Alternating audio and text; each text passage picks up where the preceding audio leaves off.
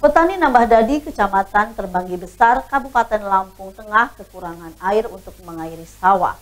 Usulan pengerukan irigasi sudah disampaikan sejak beberapa tahun silam, namun hingga kini belum ada realisasi.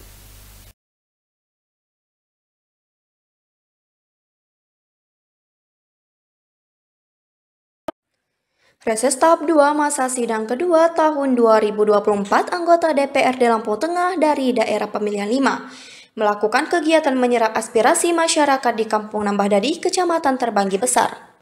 Pertemuan anggota DPRD Dapil 5 dengan warga tersebut dilaksanakan di Balai Desa Nambah Dadi pada Rabu 17 April 2024. Kegiatan itu diikuti wakil rakyat yang berasal dari Dapil 5, yaitu Ketua DPRD Lampung Tengah Sumarsono, Wakil Ketua 1 DPRD Lampung Tengah Julius Heri Susanto, Wakil Ketua 2 DPRD Lampung Tengah Firdaus Ali, serta Nikomang Dresti, Rinjani Andi Wijaya, Selamet Anwar, Najamuddin, dan Jauhari Subing. Firdaus Ali dalam sambutannya mengatakan reses merupakan kewajiban wakil rakyat untuk bertemu dan bersilaturahmi dengan masyarakat, sekaligus menerima aspirasi masyarakat. Berbagai usulan masyarakat melalui reses menurut Firdaus akan diperjuangkan pada saat membahas anggaran bersama pemerintah Kabupaten Lampung Tengah. Pada kesempatan tersebut, Kepala Kampung Nambah Dadi Walgito meminta pemerintah agar melakukan pengurukan lumpur di saluran irigasi DAM 16. Alasannya, pendangkalan irigasi mengakibatkan sawah petani kekurangan air saat tanam padi. Menurut Walgito, usulan pengerukan lumpur di irigasi tersebut sudah dilakukan sejak beberapa tahun silam. Namun hingga saat ini belum ada tanggapan dari pemerintah. Kebetulan kalau terkait dengan pendidikan kan memang skala prioritas ya. Dan insya Allah saya kawal dan akan saya perjuangkan untuk bisa mendapatkan itu. Seperti apa nih Pak nanti ke depannya Pak? Ya kan masih ada perubahan. Masih ada APBD perubahan. Dan APBD murni juga kan masih ada dibahas oleh anggota DPRD yang lama ini. Nanti usulan-usulan ini masih kita tampung dan akan kita perjuangkan. Berarti menjadi usulan prioritas ya Pak? Ya, usulan prioritas. Pak, dengan reses, bagaimana tadi aspirasi-aspirasi dari masyarakat? Ya mereka itu antusiasnya yang datang banyak. Kemudian ada yang mengusulkan terkait dengan saluran irigasi, kemudian masalah sekolahan, masalah banyak hal kan, ada juga bendungan Waisekuti dan lain sebagainya. Tapi saya jelaskan tadi Waisekuti itu PS0 itu bukan bendungan tapi bendung, hanya mengalihkan aliran sungai untuk dijadikan irigasi teknis. Artinya sama dengan irigasi teknis yang bukan bendungan, artinya tada hujan, tetap tahan tada hujan. Tapi kalau seperti itu kan masih bisa 2 kali. Musim tanam padi bisa tetapi bergiliran. Ya, yang pertama karena memang kita baru prosesi pemilihan umum, pemilu legislatif. Jadi pada hari ini kita sampaikan ucapan terima kasih yang sebesar-besarnya kepada masyarakat yang ada di Kecamatan Terbanggi Besar karena memang proses pemilu yang sudah dilaksanakan ini alhamdulillah telah terlaksana dengan sukses dan lancar.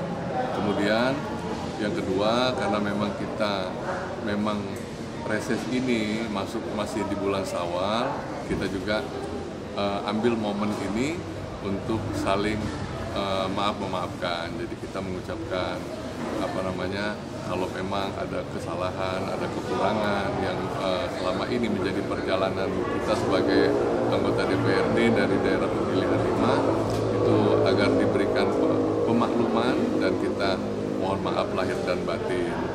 Kemudian yang ketiga, memang selalu menjadi usulan ini menjadi idola dari masyarakat bahwa untuk usulan infrastruktur itu memang sangat paling diprioritaskan lah untuk menjadi pertanyaan. Nah, tinggal bagaimana kita dari APBD Kabupaten Lampung Tengah mudah-mudahan bisa mengakomodir daripada keinginan masyarakat. Nah, tadi ada beberapa usulan berkenaan dengan infrastruktur jalan, kemudian ada pengurukan lumpur untuk irigasi di wilayah Kecamatan Terbanggi Besar ini, karena memang sudah ada pendangkalan. Tadi sudah kita jelaskan bahwa untuk pengerukan lumpur itu sudah masuk dalam pembahasan APBD murni tahun 2024. Jadi kita hanya tinggal menunggu waktu pelaksanaan. Mudah-mudahan dalam waktu dekat ini untuk urusan pengerukan lumpur, pendangkalan di wilayah irigasi di Kecamatan Terbanggi Besar bisa kita realisasikan tahun ini. Kemudian tadi ada juga usulan berkenaan dengan sarana prasarana pendidikan. Nah, kita sampaikan juga kepada masyarakat bahwa memang yang menjadi prioritas kita, karena memang kita mengacu pada Peraturan Menteri Keuangan nomor 110, yang mana prioritas anggaran kita ini kita utamakan untuk di sektor pendidikan, kemudian di kesehatan. Kami malah meminta kepada aparatur kampung dan kecamatan supaya bisa membantu kita juga untuk menginventarisir. Kalau kita ada yang selip, yang mana yang belum masuk di dalam usulan-usulan di kabupaten. Jadi mudah-mudahan di ajang reses ini semua usulan-usulan yang menjadi prioritas itu bisa kita akomodir di tahun 2024. Kemudian kalaupun memang tidak bisa kita akomodir, mudah-mudahan nanti kita ambil dalam perjalanan 2025, 2026, tinggal kita mengacu kepada yang paling prioritas, itu yang kita utamakan. Kalau untuk infrastruktur jalan kan sudah berlalu-lalu, kendalanya apa sih Bang untuk infrastruktur Bang?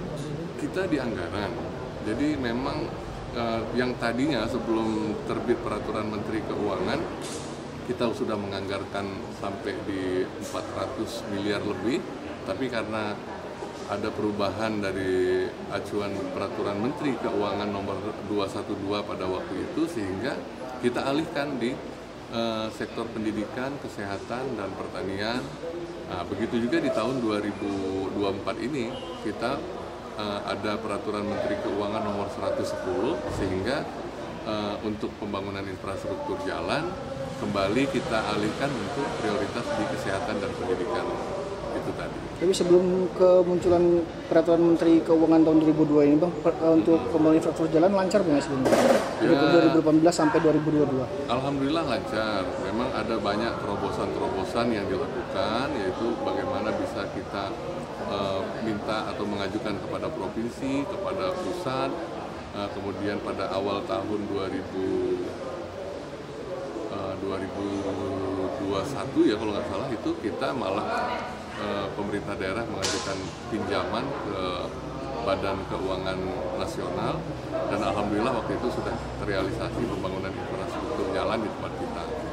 Nah, jadi kita berharap sama-sama, kita berdoa sama-sama, mudah-mudahan untuk semua fasilitas pembangunan yang ada di Kabupaten Lampung Tengah kita diberikan kemampuan untuk pelaksanaannya di tahun-tahun yang akan datang.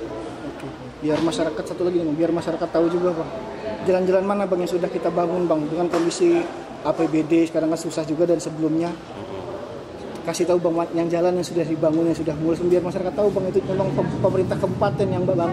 Ya, jadi kita kalau yang kabupaten kita waktu itu memang jalan-jalan, ada jalan negara, jalan provinsi dari pinjaman PEN pada waktu itu di wilayah barat ya.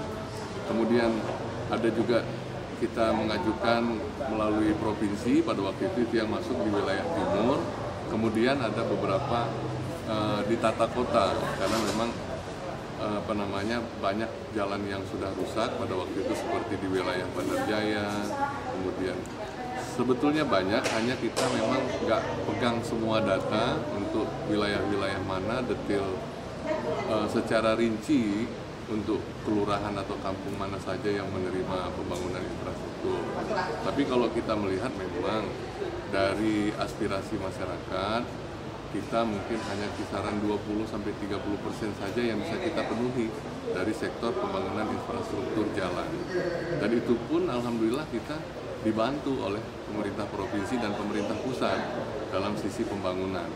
Kalau kita mengandalkan APBD mungkin tidak sampai di 30%. Nah, oleh karena itu ya harapan kita semua, harapan kita sebagai masyarakat Kabupaten Lampung Tengah, mudah-mudahan untuk infrastruktur pembangunan kedepannya kita bisa jalani dengan baik, bisa kita capai dengan semaksimal mungkin. Dari Lampung Tengah, Tim Liputan Mitra TV melaporkan.